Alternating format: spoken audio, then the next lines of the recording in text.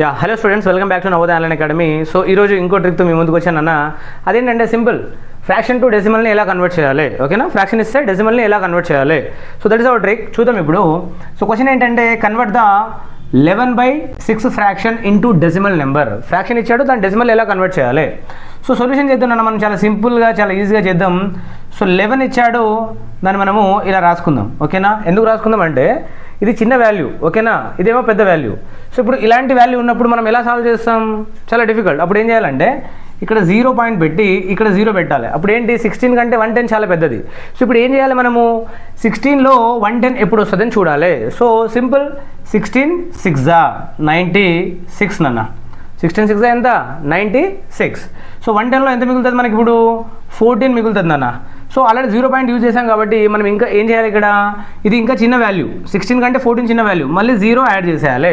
So 0 add చేస్తే 16 టేబుల్లో 140 ఎప్పుడు వస్తుంది. సో 16 8 ఎంత నాన్న అంటే ఇట్ ఈజ్ 128. మళ్ళీ చేద్దాం ఇప్పుడు. సో ఇక్కడ 2 వస్తుంది, ఇక్కడ 1 వస్తుంది, ఎందుకంటే ఇక్కడ మనకు ట్రాన్స్ఫర్ అవుతుంది కదా 10. సో నెక్స్ట్ 12 వచ్చింది కదా, 12కి మళ్ళీ 0 యాడ్ చేయాలి మనం, ఎందుకంటే 12 చిన్న వాల్యూ 16 కంటే. సో 120, 16 టేబుల్లో 120 ఎప్పుడు వస్తుంది అన్న అంటే, సో 16 7 ఇట్ ఈజ్ 112 అన్న, 112. సో ఎంత మిగులుతుంది మనకి ఇక్కడ, సో 8 మిగులుతుంది అన్న, 8 మిగులుద్ది. సో 0 పాయింట్ కాబట్టి 0 పెట్టేసాలే, 80. సో 16లో 80 వస్తుందా అంటే 16 5 18 అన్న.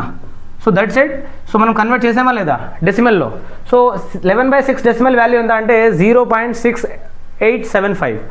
సో ఇలా ఏదైనా సాల్వ్ చేయొచ్చు. అండ్ మీకు ఇంకో ప్రాబ్లం ఇస్తాను అన్న నేను.